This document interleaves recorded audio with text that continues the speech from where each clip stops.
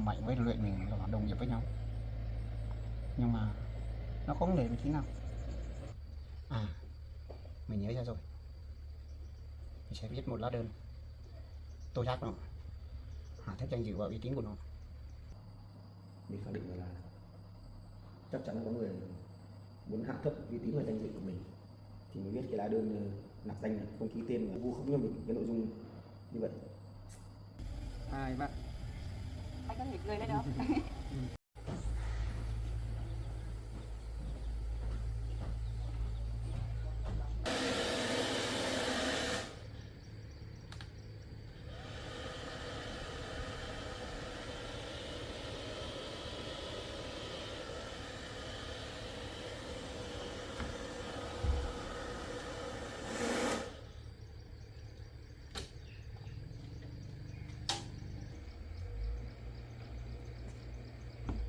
thằng Mạnh qua mình nhờ nó một tí mà không được. Thằng này có khả thật.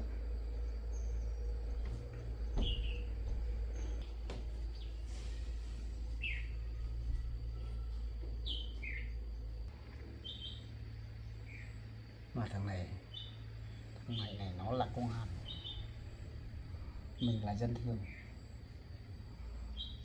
không có cách nào làm gì được nó đấy chứ.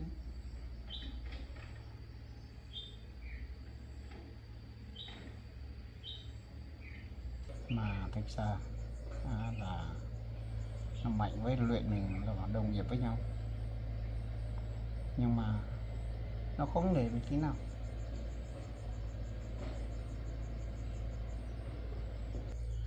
Mà bao nhiêu công việc của mình thì đều để nó giải quyết, với lại nó là đồng nghiệp với con trai mình, nhờ nó chả ủng hộ mình cái gì.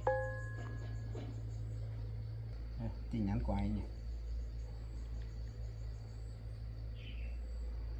tin nhắn vớ vẩn.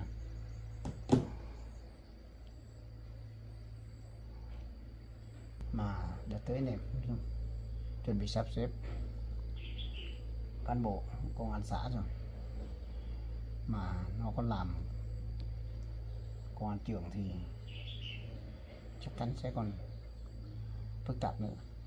Thế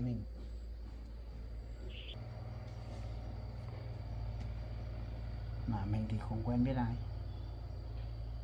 bây giờ nó là cán bộ thì mình làm gì nó được.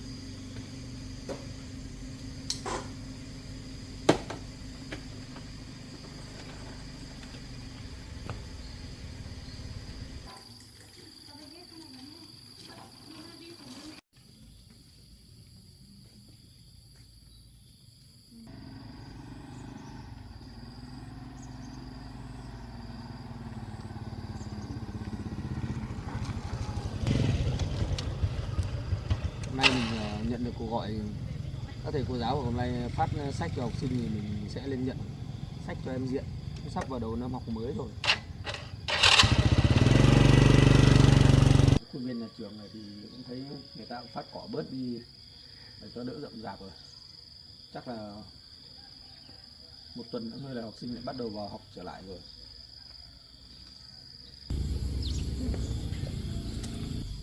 Cô giáo Thâm hôm nay có việc bận nên là có người nhờ mình viết sách để cho anh Diện, để tí mình gọi cho đồng chí Mạnh để anh ấy lên lấy cho anh Diện.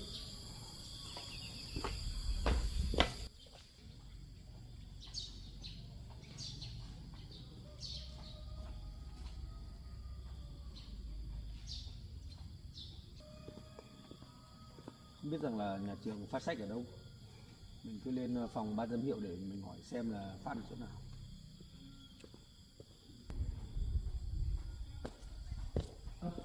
Bên nào? Dạ.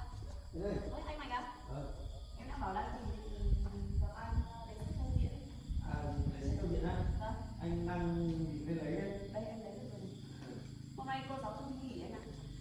Thế em lại nhận phát hộ à? Vâng, thôi cho em cầm hộ thôi ạ.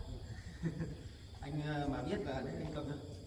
Anh mà biết là em hôm nay phát sách thì anh đã gọi điện cho em để nhờ em lấy hộ rồi. Dạ, mà sao anh không gọi cho em sớm để em cầm lên cho anh đỡ phải lên đây? Anh cũng không biết là hôm nay em phát sách ấy nên là anh không được gọi. Vâng. Mình thế hôm nay sao học sinh vắng nhá? Dạ, học sinh trong thời gian nghỉ hè chỉ có một số em đi lao động thôi. Khuôn viên thì cũng phát được gần hết rồi nhỉ? Mọi người dọn vệ sinh với lại lao động được mấy ngày hôm nay rồi. Thực ra phát sách thì là bên cô giáo Thâm phụ trách, nhưng mà cô ấy có việc bận nên là hôm nay em phụ giúp cô ấy thôi ạ. Thế hôm nay em có bận gì không? Dạ không, hôm nay em chỉ trực trường thôi mà. Thế mình ra về đá em nói chuyện một lúc nhé. Lâu lắm rồi em không gặp anh. Chắc anh bận lắm rồi.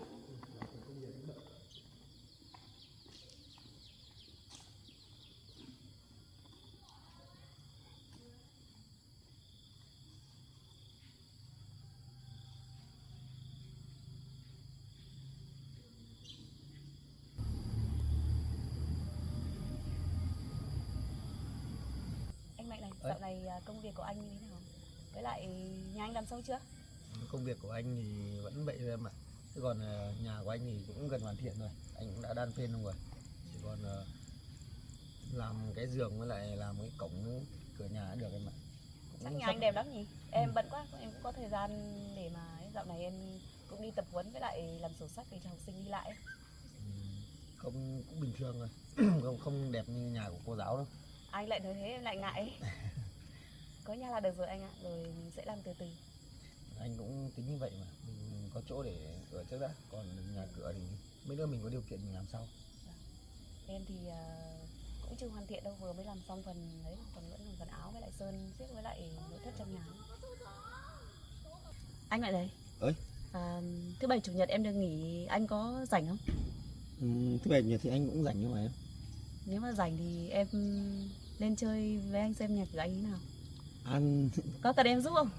có chứ, anh đang cần cũng cần nhiều việc, phải có bàn tay của phụ nữ thì chắc mới hoàn thiện được.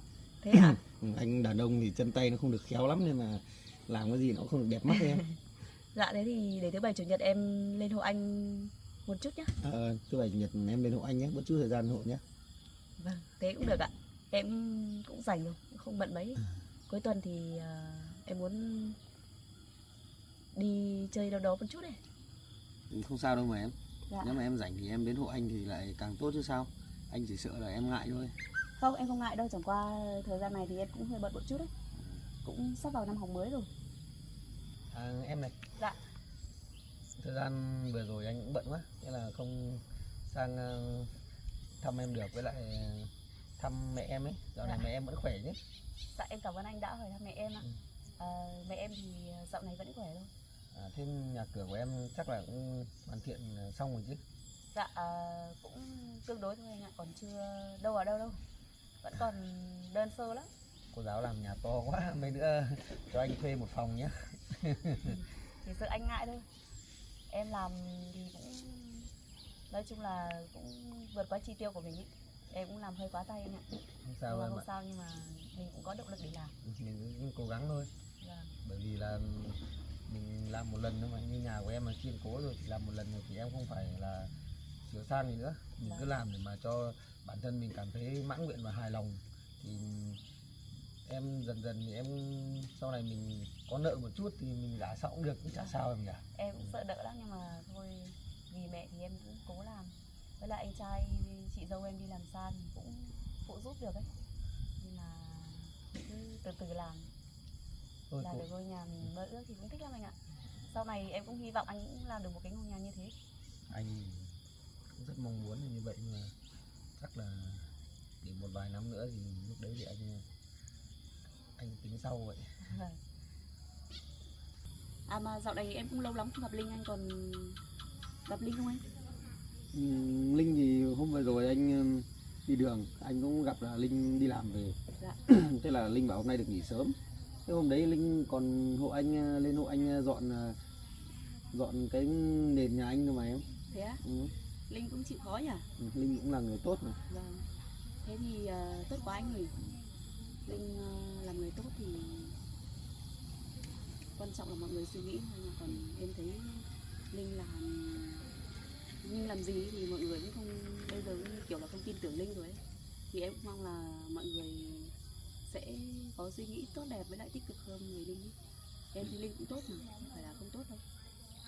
Thì Linh ngày xưa thì cũng làm nhiều chuyện nó không đúng, nhưng mà Linh cũng đã phải trả giá rồi. Linh không biết rằng là mọi người có chấp nhận hay không, nhưng mà bản thân anh thì anh thấy là Linh là một người tốt, một người biết sửa sai và một người biết làm lại cuộc sống của mình. Vâng, nhưng mà em thấy Linh làm bao nhiêu điều tốt đẹp nhưng mà cũng không thấy mọi người công nhận là Linh là người tốt ấy. Bởi Em vì cũng mong là mọi người sẽ suy nghĩ tích cực hơn về Linh và cho Linh một cái cơ hội làm lại từ đầu ấy. bởi vì là mọi người thì vẫn cứ bị cái quá khứ nó đè nén em, Vâng. người ta không thể bỏ qua được cho người khác một cơ hội nào cả. Người ta cứ lấy quá khứ ra, người ta đánh giá về người này, tương lai người ta vẫn phải như này, nhưng mà cái đấy anh nghĩ là không đúng.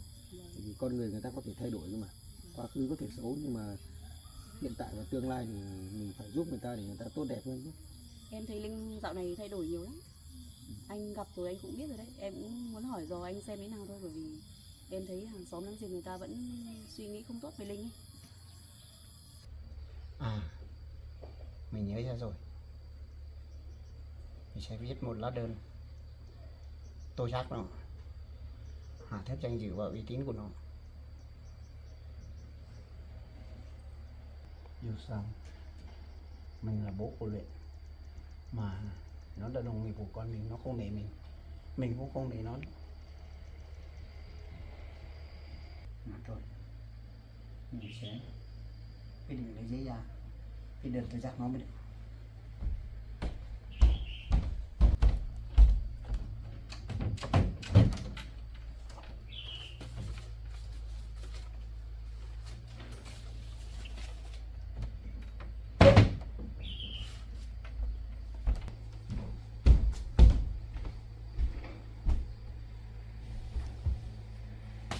Thôi, mình quyết định viết đây.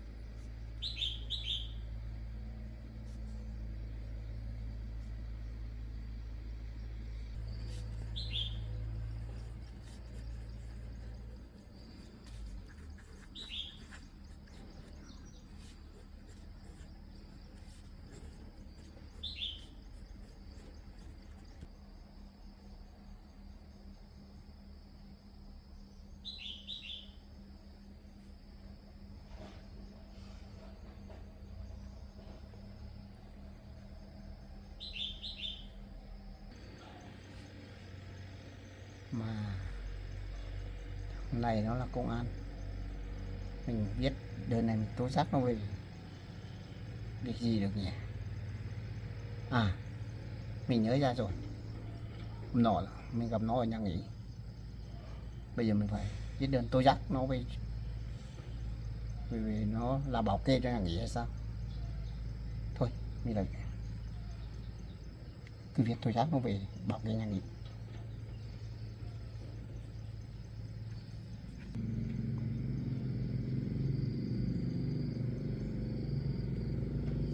Mà nhà nó không bán hết đất,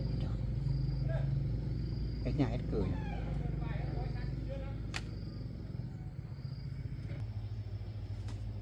Mà bây giờ nó không có nhà cửa thì mình viết nội dung về đơn tố giác này là nó là thằng chơi bời, thì chắc mới được.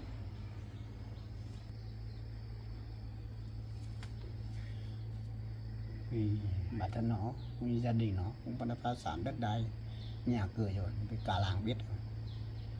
Thì nội dung mình viết đơn này là mình sẽ viết về tố giác người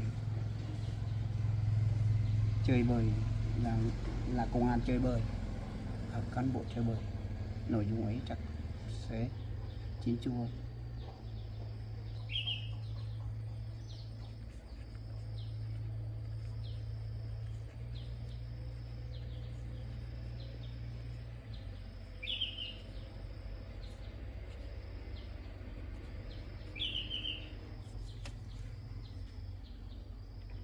Huyền đấy. Dạ. Anh thấy hôm nay cũng nhiều học sinh ở đây mà. Các em lên đây làm gì đấy? Dạ các em học sinh này thì chắc là đi lấy sách với lại chuẩn bị tập văn nghệ để chuẩn bị khai giảng ạ. Khai giảng thì sẽ phải chuẩn bị văn nghệ với lại tập nghi lễ. Đây là đội văn nghệ của trường đó phải không em? Vâng, đội văn nghệ của trường. Mấy hôm lên khai giảng thì anh có lên đây không anh? Có chứ em. Năm nào thì bên nhà trường cũng mời công an đến mà. Dạ. Để mà thứ nhất là dự khai giảng của các em học sinh. Cái thứ hai là để nhắc nhở các em là đầu năm học vào thì mình tham gia giao thông thì an toàn, không để xe ở các hành lang bên đường ấy, nó rất là nguy hiểm ấy mà. Vâng. Năm nào anh cũng đến để anh nhắc nhở các cháu mà. Học sinh trường này đông hơn trường hồi xưa anh công tác ấy. Nên là xe cộ ở đây cũng rất là nhiều. Đường thì hẹp nữa. Vâng. Anh hôm đấy lên thì chắc chắn phải có anh giúp thì không khai giảng sẽ không thành công được rồi. Nhưng mà về này, Dạ. ở trên ngày xưa em dạy trên vùng cao ấy thì các em một lớp thì được khoảng bao nhiêu em học sinh? Ít lắm anh ạ, không đông như này đâu. Với lại các em không có xe cộ đi như này đâu. Em chỉ có đi bộ thôi, với lại ở bán trú ấy. Bộ thì trên Vâng. vùng cao thì Ở đường trên xá đấy đi lại nó còn cũng khó nghèo. khăn. Vâng. Đường không đi dễ như ở đây đâu. Nhưng mà anh thấy ấy là các em học sinh vùng cao ấy, nhìn người ta rất là chất phác và người ta thật thà ấy. Vâng. Anh xem qua điện thoại mạng xã hội đây. Vâng. Đấy, đôi khi học sinh người ta cũng chả có gì cả, đôi khi là một nắm rau rừng này hay là hoa quả trong vườn ấy, người ta cũng đến người ta mang tặng cô giáo, cái đấy có là sự thật không em? Vâng. Có anh ạ. Các em ấy thì có cái gì tặng đấy thôi. Với lại nhiều em thì cũng do hoàn cảnh khó khăn nên là cũng bỏ học nhiều lắm. Mà giáo viên phải đi vận động ấy. Chứ không các em không đi tập trung tự nguyện đi tập trung đi học ngay đâu. Với lại dân trí ở đây thì người ta cũng thấp ấy. Bố mẹ thì chỉ muốn các em đi làm phụ giúp bố mẹ thôi, bởi vì ở trên đấy nghèo lắm. Anh Mạnh này, anh quan tâm đến Diện nhỉ? Ở trên vùng cao thì có rất là nhiều em có hoàn cảnh như em Diện này. Nhưng mà do là ít giáo viên với lại nhiều quá ấy, nhiều người như vậy ấy, nên là bọn em cũng ít quan tâm sát sao được như thế anh ạ. Mà em Diện ở đây thì có anh Mạnh với lại các anh cán bộ ấy giúp thì tốt quá. Thì anh ấy bảo anh đã hứa là hứa với ông của Diện. Vâng. Và hứa với Diện là anh sẽ giúp Diện để học xong cái chương trình trung học cơ sở này. Vâng. Còn trung học phổ thông thì nếu mà Diện có chí hướng thì bản thân anh thì không giúp được hết, nhưng mà anh sẽ huy động mấy anh em trên cơ quan để mà mỗi người góp một công sức nhỏ để giúp cho em Diện học tập nốt cái chương trình học đi. Mình Nếu mà không học hết lớp 9 thì cũng hơi khó khăn nếu mà xin việc. Còn không thì học hết cấp 2 thì mình có thể đi làm, hoặc là có thể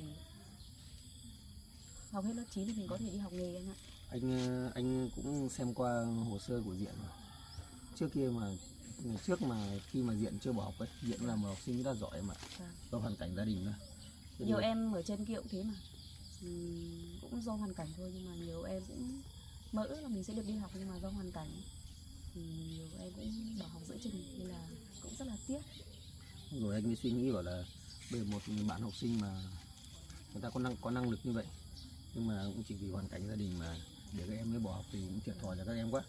Thế là anh quyết định là giúp được ai thì anh sẽ giúp người đấy. Bằng tuổi đấy mà không đi làm thì bằng tuổi đấy mà không đi học thì cũng rất là tiếc cho tương lai của các em sau này. Nhiều em thì sa ngã vào tệ nạn xã hội, với lại các em vẫn chưa có kỹ năng sống, với lại chưa hiểu biết gì về thế giới bên ngoài, nên là nhiều em cũng như kiểu bị cám dỗ ấy. Nên là em cũng mong nếu mà giúp được như thế thì tốt quá.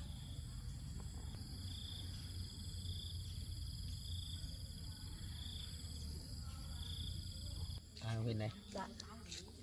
em muốn nhìn thấy cây hoa kia nở hoa đẹp không em? Anh nhìn Ở chỗ thấy nào đẹp vậy anh? Kia kìa, cây hoa phượng kìa. À, hoa phượng à? Hoa phượng đẹp thật, nhưng mà nói thật ra em vẫn thích bông hoa trước anh tặng cho em. Em mới còn giữ nó cả. Vâng, có ạ. Thế thì Đấy là bông hoa đầu tiên được em được một người con trai tặng em ấy. Cô giáo thích hoa nhỉ. Vâng. Yên tâm mấy nữa, đến các ngày lễ kỷ niệm anh chắc chắn là đến ngày 20 tháng 11 năm học tới này, ngày lễ kỷ niệm của giáo viên ấy, anh sẽ tặng em không phải một bông mà anh tặng em một bó hoa luôn. Thật đấy. Đến lúc đấy sợ cô giáo được học sinh tặng nhiều hoa quá, cô giáo không nhận hoa của anh nữa chứ. Không, anh đừng nói thế. Anh nói thế vài ngày ấy. Anh Mạnh này, từ xưa tới giờ thì em cũng được các học sinh cũng như là đồng nghiệp tặng hoa ấy, nhưng mà nói thật ra món quà thì nó cũng tuy nhỏ bé thôi, nhưng mà quan trọng là tấm lòng anh ạ. Em cũng không quan trọng là nó to hay nhỏ đâu. Được rồi, thì những gì anh đã hứa đấy, Vâng. đến ngày nhà giáo Việt Nam ấy thì anh hứa là anh sẽ tặng em một bó hoa. Dạ, em cảm ơn anh ạ. Người này. Dạ. Ngồi nhiều một chỗ nhiều anh thấy buồn chán ấy. Vâng. Em có thể đưa anh đi một vòng quanh trường được không? Anh Dạ. muốn ra góc kia hoa đẹp này. Dạ, được ạ. Đi hình đi. Sách kia anh quay lại anh lấy sau cũng được. Đi đường nào Trường đấy? ở bên này thì bây giờ dọn sạch sẽ rồi, với lại học sinh thì cũng chỉ đi tập văn nghệ với lại lao động thôi. Nhưng mà cũng có thầy cô giáo đi làm sổ sách ấy.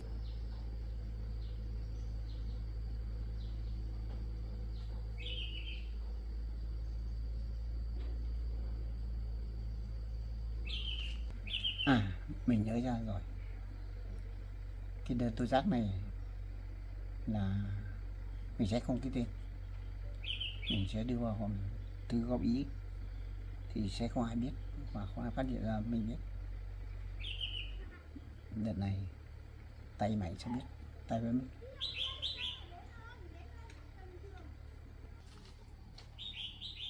Thôi, nội dung đơn mình viết thế đủ rồi. Mình sẽ đi ngủ.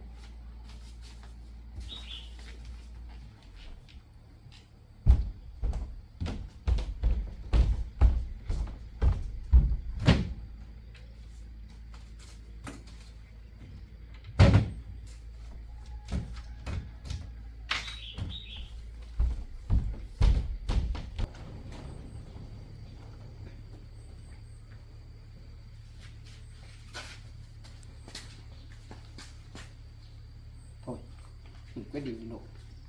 Ủa chân chừng gì nữa sẽ cho thằng ấy một trận mới được. Em mới bắt đầu cái quân mất.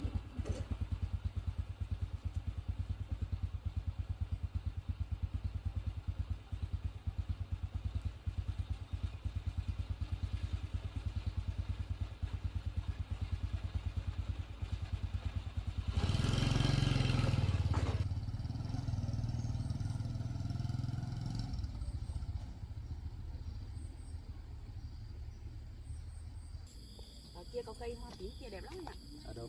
Chỗ này thì các em học sinh tranh thủ những cái giờ rảnh rỗi ấy, thì mọi người như là các thầy cô giáo vậy. Cây hoa Phụ tím giúp. thì là hoa gì nhỉ em nhỉ? Dạ hoa sim anh ạ. Đi anh mình ra xem đi.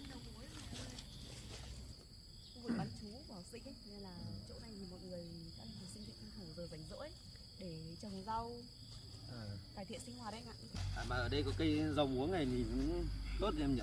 Vâng. Nhưng mà cây này là chắc là từ vụ trước rồi đúng không? Từ vụ trước rồi, nếu mà các em chăm sóc nữa thì cả cái khu này xanh anh ạ. Em thấy các thầy cô cũng hay làm ở đây ấy. Chỗ đất này thì anh nghĩ là đến mùa năm học mới mình phải làm lại thì mới trồng được rau cho em nhỉ? Vâng. Học sinh bán trú ở đây chịu khó lắm anh ạ. Không lười đâu. Mà vừa học vừa làm ấy. Anh Mạnh có thích hoa không? Ở đây có cây hoa sim đẹp quá anh ạ. Hoa sim tím này đẹp em nhỉ? Vâng.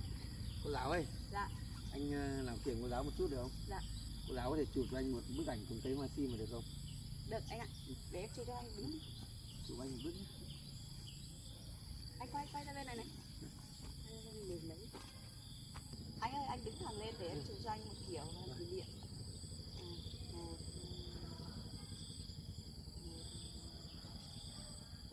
Cái xe này đẹp quá.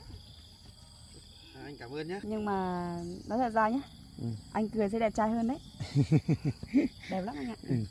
Tí nữa em gửi cho anh nhé. Vâng, thì em gửi cho anh ạ. Mà em cũng đang suy nghĩ là không biết là em vừa làm nhà xong thì sẽ trồng cây cảnh gì cho nó đẹp ấy. Theo anh nghĩ thì em nên trồng những cái loại hoa nào mà nó nở ra hoa mà cái màu sắc mà em thích ấy. Ví dụ như là có người ta thích hoa màu hồng, người thích màu tím, người ta thích màu đỏ, người thích màu vàng, màu trắng chẳng hạn. Nên là em em thích màu nào mà màu nào cảm thấy hợp với mình ấy, thì là anh nghĩ là em nên chọn cây hoa sau này nó nở hoa ra màu đấy để em trồng. Em cũng thích hoa 10 giờ với lại cái hoa trụ kinh kia. À. Anh thử lên trên kia xem. Hoa đấy có đẹp không nhé? Kia là cây hoa mẫu đơn mà em.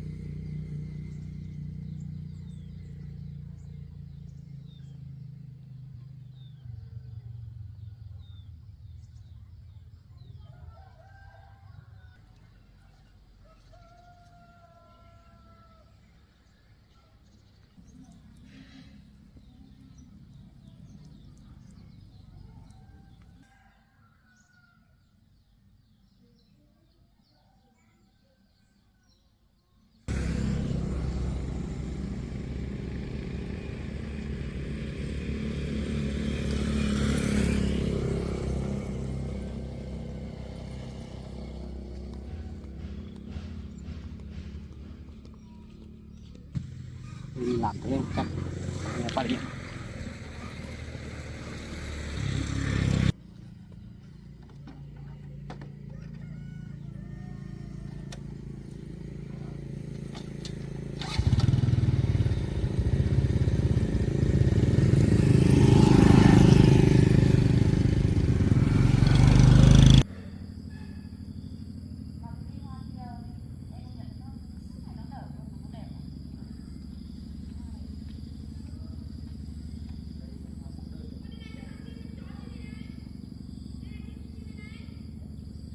Anh ơi, em thấy ở chỗ kia có cây hoa mẫu đơn nở đẹp lắm.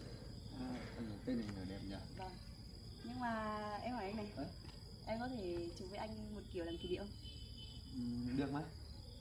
Nhưng mà em sợ người yêu anh ghen thôi. Không sao đâu mà.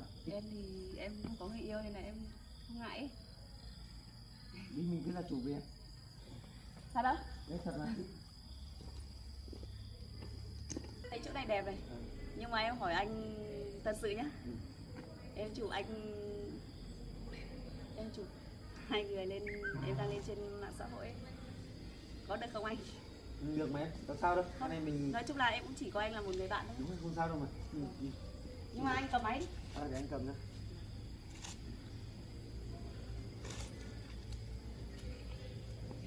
Ngồi thế này đứng này nhá. Nói chung kiểu nhĩnh nhảnh một tí. Ngồi như ấy nhá. Vâng. Nào. 2 3. Anh có thể cười lên được không?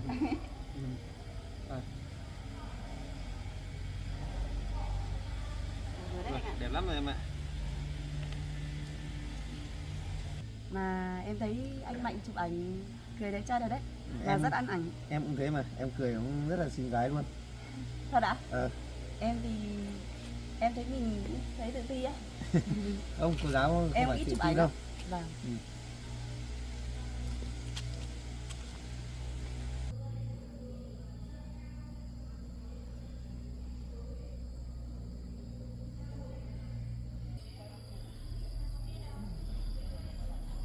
Bây giờ học sinh thay đổi nhiều không nhỉ? Dạ vâng. Các em học sinh mỗi người đều có một chiếc xe đạp điện riêng để đi ấy. Anh nhớ ngày xưa anh đi học á, anh đi bộ xong mãi về sau mới có xe đạp, nhưng mà không phải xe đạp điện như bây giờ đâu em ạ. Đạp bằng chân ấy, đạp bằng sức người ấy. Em cũng thế thôi anh ạ, cũng không có xe như thế đâu. Hồi xưa em còn đi bộ ấy. Đến lúc lớp 10 thì bố mẹ em mới tích góp mua được cho em một cái xe đạp. ngày xưa á, đi thì làm gì có bê tông như này. Hôm nào mà trời mưa anh nhớ rằng anh đạp xe đi học á, đến trường á, thì quần áo ấy cũng bẩn đấy mà. Vâng. Nó xe đạp kiểu nó bắn lên đấy, bẩn hết đằng sau. Hôm nào mặc áo trắng thì bẩn hết. Đấy cũng là một kỷ niệm một thời. Vâng. Bây giờ các em học sinh cũng có điều kiện hơn rồi. Mong sao thì các em sau này sẽ có tương lai tốt đẹp hơn, mà đường xá bây giờ đi dễ thì mong sao các em sẽ không bỏ học như các em sẽ không bỏ học nhiều ấy. Mà cũng như kiểu anh Diện hoàn cảnh khó khăn thì các em cũng vươn lên như ngày xưa chúng ta vậy.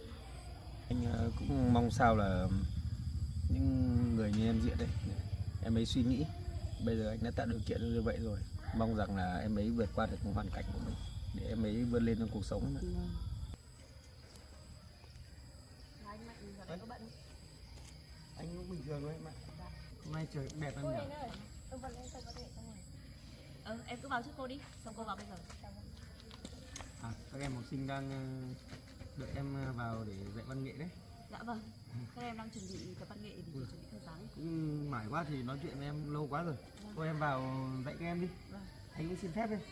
Anh cảm chào ơn. anh ạ. Anh cảm ơn cô giáo nhé. Hôm nào thì có dịp thì gặp nhau ở đâu thì anh mời cô giáo uống nước sau vậy. Dạ, em chào anh ạ. Anh Anh cứ đi làm việc của anh đi. Anh cảm ơn nhé. Vâng. Không có gì đâu anh ạ.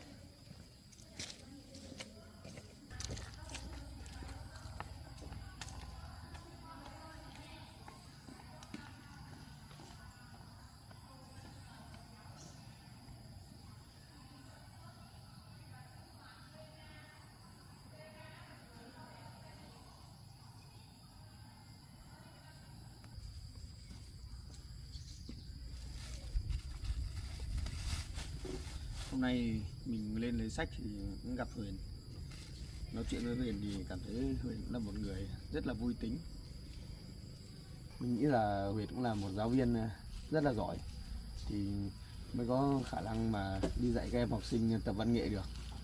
Mà mình cũng đoán rằng là Huyền cũng phải có năng khiếu âm nhạc và hát cũng rất là hay thì mới dạy các em tập văn nghệ được.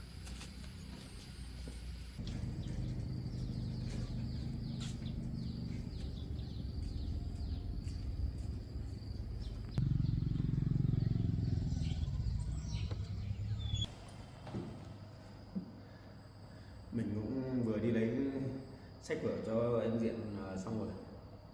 Giờ mình tiếp tục làm cái báo cáo tổng kết 6 tháng đầu năm rồi. Ở bên tỉnh người ta cũng có rồi. Mà hôm nay bên tỉnh có triệu tập đồng chí Ba xuống có cuộc họp gấp. Không biết là họp về vấn đề gì. Mỗi lần thì thấy chỉ định mình đi mà đợt này lại thấy chỉ định đồng chí Ba đi. Mà giờ này cũng chưa thấy về, không biết có việc gì quan trọng lắm không?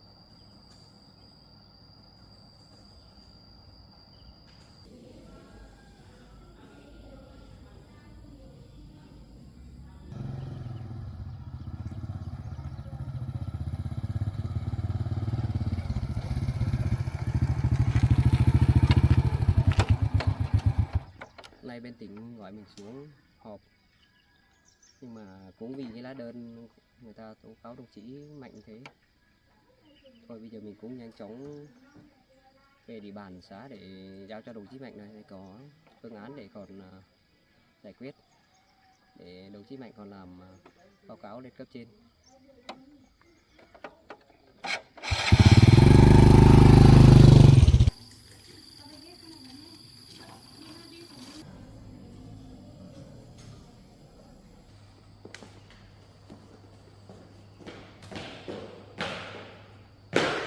Chào đồng chí.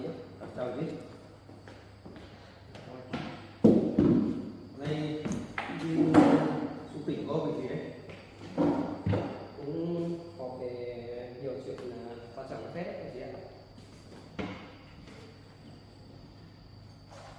thì quan trọng hơn. Và lần này tôi thấy bên tỉnh thì yêu cầu tôi đi, mà lần này cái yêu cầu đồng chí đi. Mà hôm nay có cái tỉnh có cái giấy này đồng chí xem đi. Cái này là người ta gửi cho đồng chí.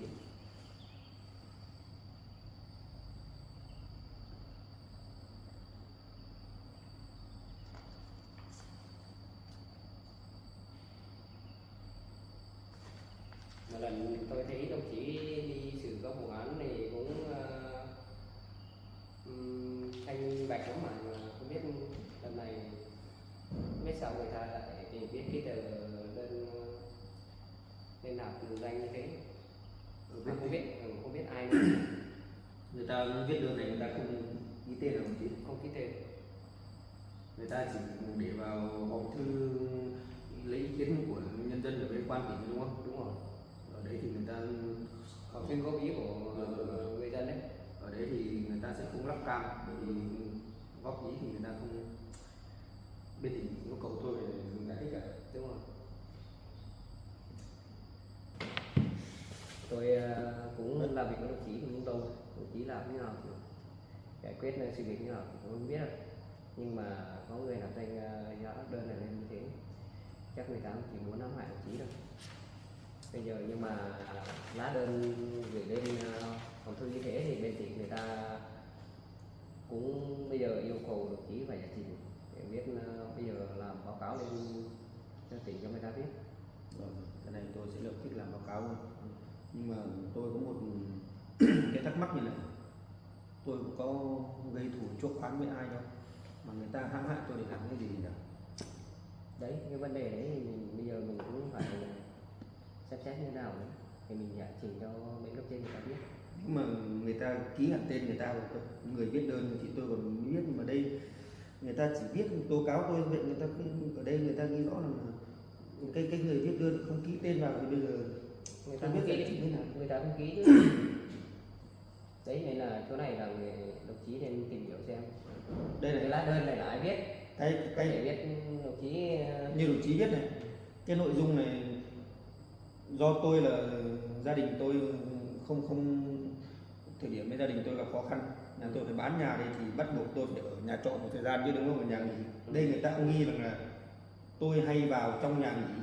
Nhưng mà cái này người ta theo dõi tôi đồng chí ạ, tôi chỉ ở một thời gian thôi, tôi phải ở lâu đâu.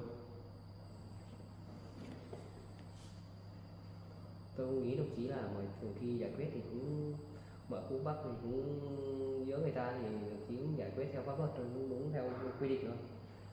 Nhưng mà tôi khẳng định rằng có người muốn trả thù đồng chí một cái gì đó nên là người ta mới viết như thế chứ. Đấy là cá nhân đấy.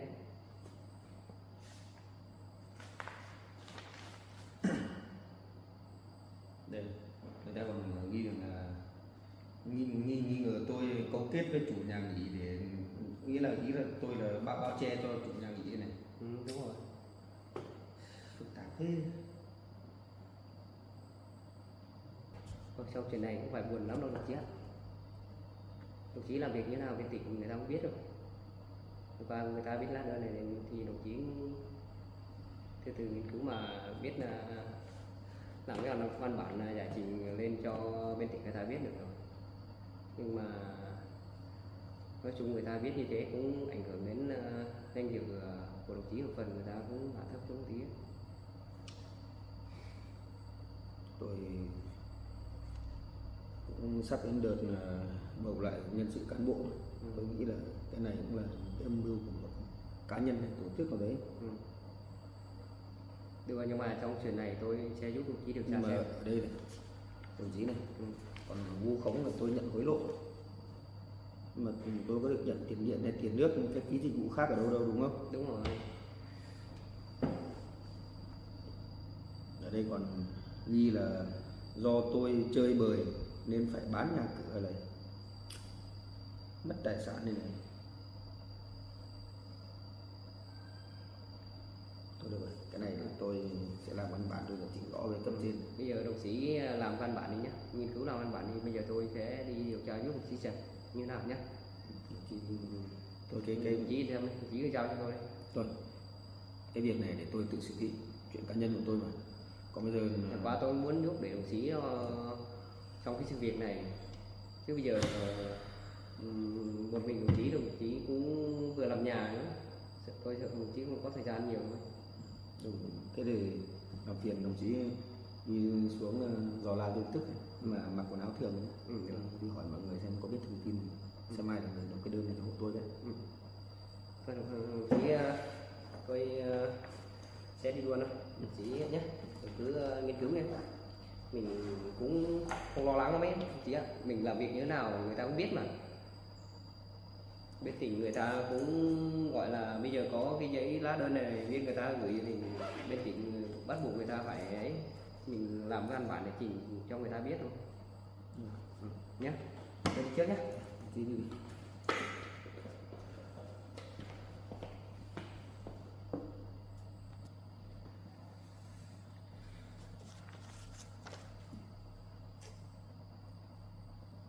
Mình khẳng định là chắc chắn có người muốn hạ thấp uy tín và danh dự của mình thì mới viết cái lá đơn nạc danh này, không ký tên và vu khống cho mình cái nội dung như vậy. Nhưng mà một người chiến sĩ công an mà để người ta phản ánh như vậy thì cái uy tín của mình cũng ảnh hưởng rất là nhiều. Mình biết rằng là sau này mình có làm rõ được sự việc nữa thì cũng không được cấp trên người ta ghi nhận mấy.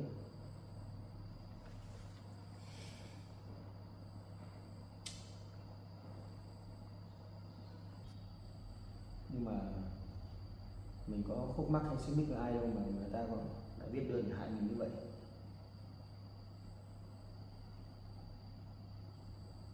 Người ta toàn là moi móc những cái mà người ta nhìn thấy để người ta lôi ra, nhưng mà thực tế thì những cái sự việc mà nội dung trong lá đơn người ta tố cáo thì mình lại không thể mình thực hiện như vậy. Thôi bây giờ mình cứ làm cái báo cáo để giải trình với cơ quan tỉnh đã. Còn cái người viết đơn thì mình sẽ đi điều tra sau, chắc là cũng không điều tra ra đâu, bởi vì là cái tờ đơn này là đơn nạp danh, người ta không ký tên vào đấy.